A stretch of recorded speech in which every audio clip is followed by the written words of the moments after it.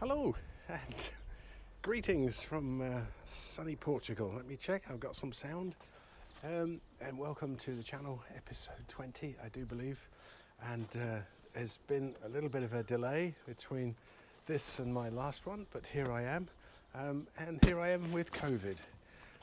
Oh dear, it's day 6 or something, and it's I thought I was getting better, and then today it's just kind of just hit me like I've got no energy.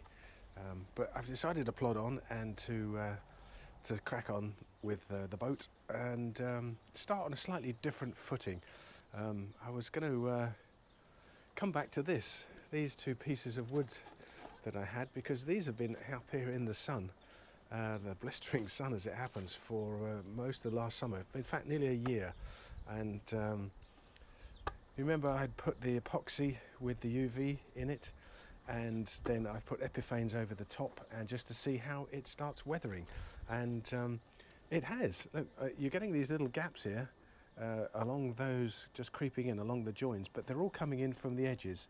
You can see there where it's all, the varnish has started to, because I didn't treat the edge around there. But I mean, overall it's still looking superb.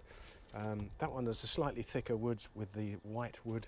And the same on this one. This is getting this one along that wooden edge, and that you can see where the edge is deteriorated, and that seems to have crept along there. That one's a bit more worrying. That doesn't seem to have worked quite so well. But this, well, overall, this has been out here for a year, and it's been blistering sun last year, so they have taken the worst beating in the world. What I'm doing is I'm making another little experiment. And one of the things that's been bothering me for some time, listening to the forum and just chatting, is when the boat is built and it's sitting on a trailer. And people are saying that what's happening is you put the trailer in the water, obviously, and you maybe leave the trailer there, I don't know. But you launch the boat from the trailer by reversing it back into the water, and then you drive the boat back onto the trailer, and off it goes. The thing is that the boat is supported on the trailer by 2 long planks, and I have cut one out here as a sample, and it will basically sit like that down either length. So, you know, if the boat is 1,200 kilos, there's about 600 kilos sitting on each of those planks of wood. So it's got to be pretty substantial. And it's also, if that is what is trapping the the water between the boat, the epoxy surface, and the rub on the bottom of the trailer, then over a period of time, I'm hearing that the epoxy is bubbling. And one thing you don't want is bubbling epoxy, because it's right underneath the boat, and you're not really going to be busy turning the boat upside down when it's got an engine in it. In fact, getting to the underside at all to do a coat of paint, it's going to be a nightmare to lift the boat up. Guess it can be done, but it'll be a major pain in the ass. So I thought I would do myself a little experiment, and so I've started with this. And what I'm doing is I bought a roll of this, which is neoprene. Now, neoprene is essentially waterproof. On the underside, it is, you peel that off, it's sticky, and I'm going to stick it to this piece of wood, and I'm going to cover it on both sides. And then what I've bought is a waterproof covering, nice and blue. And I don't know if you can see, it's a very clothy, it's a solid cloth, and it's backed with a waterproof covering on the back there. So once I've covered it with this, I'll probably do 2 layers on the top here, and try to sort of keep the wood as sealed as I possibly can. And then I'll put that on the face, and obviously round the back I've got my electric stapler, and I'll staple it in. And then what I'm going to do is I'm going to throw it in the pool for, let's say, 8 hours. Tie it to a brick or something and submerge it, and then let it soak into that cloth. And then I've got this piece of test timber, which was if you remember, I did some time ago. It was with, in fact, I've got it here. It was this stuff, 3M 5200 marine adhesive sealant, and it went on there, very white, and it has gone quite creamy, but it's still kind of white, and I'm still kind of favouring that. But anyway, once this has come out of the pool, I'm going to put that to simulate the boat on the top of my piece of wood. I'm going to put a sandbag or something quite heavy, a bag of concrete or something on there, and I'm just going to leave it then for a couple of days and just see if the contact here blisters the epoxy. If it does, I've got a problem. But with what I've got here, this is waterproof, so, and it's plastic back, it should be okay. And I'm hoping it will be okay, because once I've got the trailer ordered, which I'm going to be doing shortly, because once the boat is flipped, I want to flip it onto the trailer to take the wheels off, and then basically build the rest of the boat on the trailer, and then it's ready to hoik out. And the reason being, you just simply can't lift this thing, it's just too big. So that's what I'm going to do. I'm going to crack on and cover this now, and get it in the pool, and we'll come back in a couple of days and carry on with this. But as regards to the boat, I'm going to be doing the horizontal stringers down the frames here. You can see I've cut out marked out where the stringers go, and I shall be cutting them in the next few days, I hope. Everything has gone all right on this bit here, albeit I've just noticed actually that this has popped. So look at that. I need to sand the glue off, and then re-glue it, and that's quite a good length of scarf for that, and it's not under a huge amount of pressure there, but it didn't hold, which is strange because all the other bits have. So I need to fix that. That won't be a huge problem. So I'm glad to be back. I hope COVID gets better, because it's really sapping my energy at the moment, and we'll catch up and speak to you later. Well, that was pretty easy to do. I've covered that with the neoprene, and as you see, I've planed off the edges there, so it's a nice smooth kind of curve, but you've still got plenty of area there on which to sit the boat. It's a nice material, it's kind of hard wearing. I've put one layer of neoprene there. I'm inclined to put two in, just to on the real boat, but this is just a test, and I'll see that's how it will sit on the bottom of the boat. So if I'm going to go and immerse this in the pool and get it nice and wet, stick my piece of wood on it.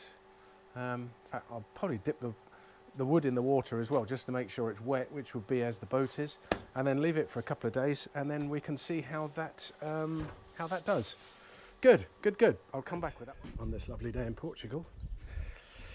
There it is. I've had to weight it down in the pool with some weights, but that puts it underneath. There was a few bubbles actually came out of the cloth underneath there, so might be an idea to glue that to the neoprene so that there is no water underneath it, because once it's in there it will probably be trapped, won't it? But I'll see how that goes. Anyway, I'm going to leave it there for a couple of hours. Here's my piece of wood, and I'll stick it on top with a sandbag or something to weight it down, and then leave it there a couple of days and just see how that fares.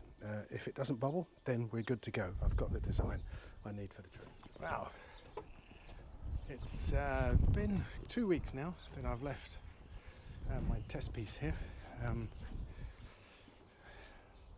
As it is locked up, and I think it's time that have a look at it and see whether it has survived. So let's see what it looks like. Well,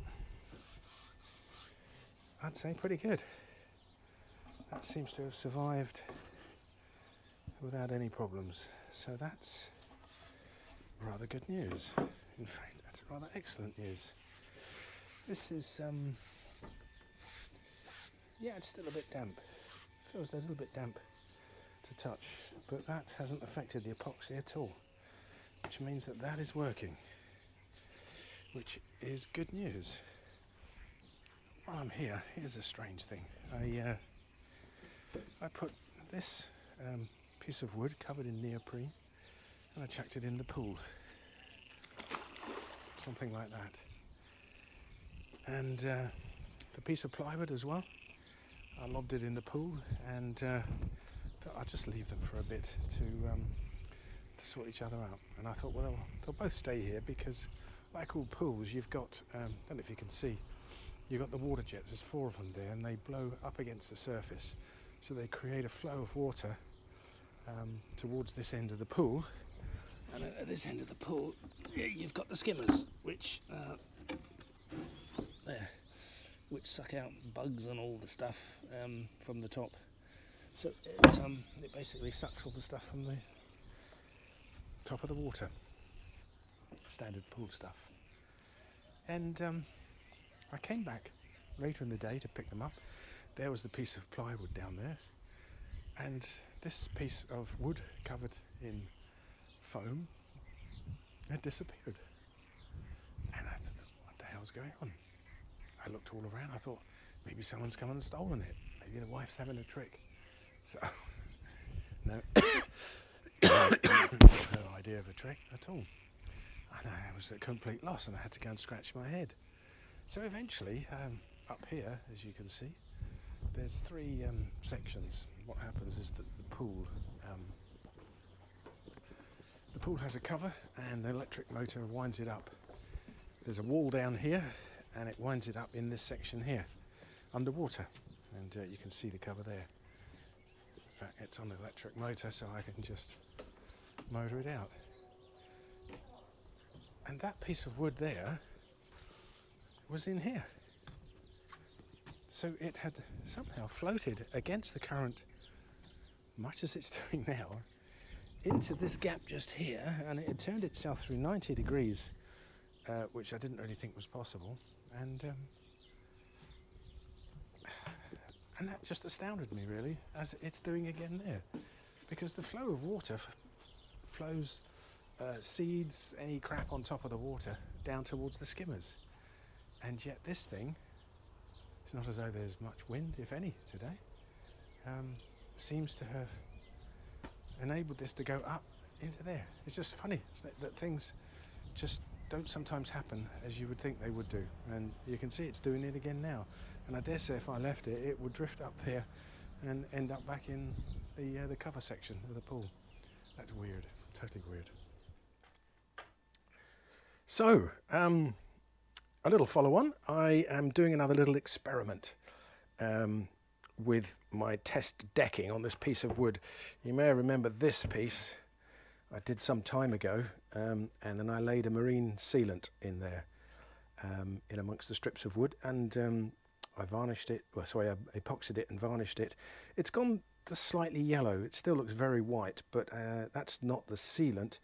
That is the varnish over the top. It starts aging. I mean, that's been outside for about a year or so now in the sun. So, I mean, it's done very well. But as you can see, like parts there, you haven't got exactly a straight line. It looks a little bit messy, and I'm trying to get something a little more perfect. So this is what I've done on the other side. I've got some of my Sapele faced 3mm plywood, and then I've cut it into 60mm strips. So you avoided that one because of the robin stamp, and I have stuck them on here with my first layer of epoxy. So the epoxy, first of all, that's just 105 resin. I've used the 205 fast hardener for this one, because this won't be seen, it's underneath, but on top of this I need to do the special, the 207, which has the UV coating, or the UV primer in it, which is what I've done on the other side, to stop it going yellow. You're wondering what all this is all about? Well, I laid them on here. I used this as my little guide, put that in between there. It does fit, honestly, it's just slightly bent. And then I started using these, I've got a whole bucket of them here that I cut up. And I used my stapler to just fix them down. And then I had this idea. Well, actually, no, I'm telling a lie. I've seen it somewhere on the internet. Somebody used this. they were talking about stapling the plywood to the bottom of the boat, and obviously you lay a sheet or something and you lay a couple of hundred staples, and to get this out you have to use where are you? There you are. Use this thing, and it's quite hard work because that staple is quite well ingrained in that wood, and you've got to dig it in there, and then you can prise it out, and then the staple itself is quite hard to get out of the plywood. So you multiply that by a few hundred of these, and you can see that you spend a lot of time destapling, and then of course you've got to get the staple out of the wood, put it back in your little bucket to use the next day. So what I saw was this, which is just a webbing strap for lifting something or other, which I bought actually out of an old boot sale somewhere, and just cut it into strips. And the advantage was this, well, there's several advantages. One is you can use many more staples to hold this down, and B, that when it comes to take it off, you're just going to rip that off. And then these, you can push that, I would imagine, down on a hard surface, push the staple through, and then use your remover just to pick them out. So I'm imagining that this is going to work out a lot easier to get the staples out, and a lot easier to re-prepare it to be used again. And then what I would think when I actually come to do the deck, I mean, I've seen some guys that they put in a screw in between, because obviously the screw will be lost in between the pieces of wood, and then they use a round washer, and that you've got to be very careful that that doesn't leave a round mark in the top, because this is your showpiece of your mahogany, and so you don't want that, which is why I've used wood, because I think that won't mark. I've used it before on the stem, and that works extremely well. This won't mark either. And anyway, I can tomorrow, when it goes off, I can report further. What I'm going to do is I'm going to use this stuff. This is with the West Systems epoxy, and this is a white pigment. And I can mix that, so I can then fill these up with white. You say, how do you do that? Good question. It's going to flow out the edge, so I've got to trim these off, I think, and then put a piece of this on the end, and then just staple that to the end, just to stop the epoxy dripping out over the edges. And then we're back to this old problem again, that if you put it in here and then sand it down, you've got 1 millimeter here before you're through the mahogany, and I don't know, it looks a different colour. I don't know if you can see that. It looks a different grade of wood. It's mahogany top and bottom with something in the middle. But apart from the slightly different wood, should you shave that down, you're going to see, obviously, that you've lost one of the top plies, and it's going to be pretty obvious. So that ain't good. So you haven't got much here to plane or sand with. So I'm going to try a couple of different things. Okay, well, I've just come in. Is I'm going to put some masking tape down here, and then mask that off exactly so that I can lay the white epoxy with a pigment in it, and then I can use a scraper to scrape it flat, and then I shouldn't have to sand it. I mean, I've got 1 millimeter, so I should be able to do that reasonably well. Do I use this on bare wood or epoxy? I'm pretty certain from my previous experiments the best way was to epoxy this wood surface first, then put the inlay, because if I then sand down, I've probably got about 1 millimeter of epoxy before I even get to the wood, so that you won't disturb the surface of the wood. So I'm tempted to do 2 experiments here. One to epoxy one piece of wood, perhaps leave one bare, put the masking tape down there and see how that goes, and then one here, epoxy it, and then put the white on.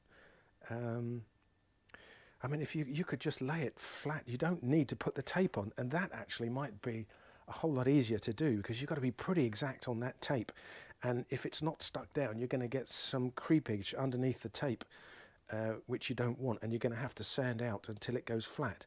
And again, I try not to sand it. That's the whole point. So tomorrow I'm going to do 2 experiments, and it's going to be very interesting to see how it goes. Once we've got that sanded down, then I'll give it a couple of coats of epiphanes, which is that really good varnish, and that's what's on the underside and has lasted extremely well. And then see how it goes. I'm hoping that that will be a useful experiment. And then tomorrow I am putting these side strakes on. As you can see, that I've marked out where the strakes are going to go, and then their little depth markers. What I did was I just used my piece of wood, and then I drew that, so I've got the depth of which I can cut to, and then I'll use the router, which will be in this jig, which I shall attach. And I'll probably just do a video of just doing one, and then speed it up so that you can see it all in action. Once you've done one, obviously, you don't need to see them all. But if I do 2 of the ribs and cut them tomorrow, and then I've got to get back to scarfing one of the longitudinals because I need the extra length. And I shall do that as well tomorrow. When that goes off and I've cut them all, I can then start laying them in. And then we get to this interesting bit where I've got to cut these formers, but I've got those already now made, so that all I have to do is to take them off and copy them. All I have to do, I say. So this side should be considerably easier. I've got my jig made up, I know what I'm doing, and I've got my formers made up, so it should be a fairly quick process. So I think it's about time I got edition 20 out. I'll try and include this thing in here tomorrow and just see how we go. I've got a couple of days off before I've got to go back to work, and so we can at least get that out, and then we can I can determine what is the best way to do it. So there it is, stick with us and I'll come back with some results. So here we are in the morning. This is all dried very nicely, and let's see how easy it is versus this one. You have to dig that underneath the, and then you can lever that off. Generally it doesn't come out though. You need a pair of pliers, and you have to pull that out like so. So let's see if the tape worked. Yo! Sorry, I had to put the thing down there. Well, interestingly, all of the staples pulled through, and look, they're all just left in there. But that, as you can see, was considerably easier than that was considerably easier than these little pieces here, which okay. So that decides that. This is a much better way of doing it. I can pull these out quickly with the pliers. You see there's just a couple of small staple holes, but the epoxy will fill that in, if not the varnish. And what I'll probably do is get some wider tape, actually, some 2-inch wide stuff. What's that, 50mm? And then I can do staples either side, and for when I'm doing the decking. Interesting experiment. So I'm going to pull these off here. I'm going to sand this up, and as I said yesterday, I think I'm going to leave one side unepoxied and fill these, well, put the masking tape down there and then fill these with the white epoxy. On this side I'm going to epoxy this in, a very small coat, sand it back, and then I should be able to just fill that up with the white epoxy, and using my scraper blade just scrape them down, and then come to sand that off, and I'll sand down through the epoxy, but I have about 1 millimetre in which of leeway. So let me get on with that, and I'll prepare these two up, and then we'll come back to this a little bit later. Well, here we are the next day, and it's all dried out, and I've sanded it right down last night and gave it a coat of epoxy to see what it would come out like, and this is the result.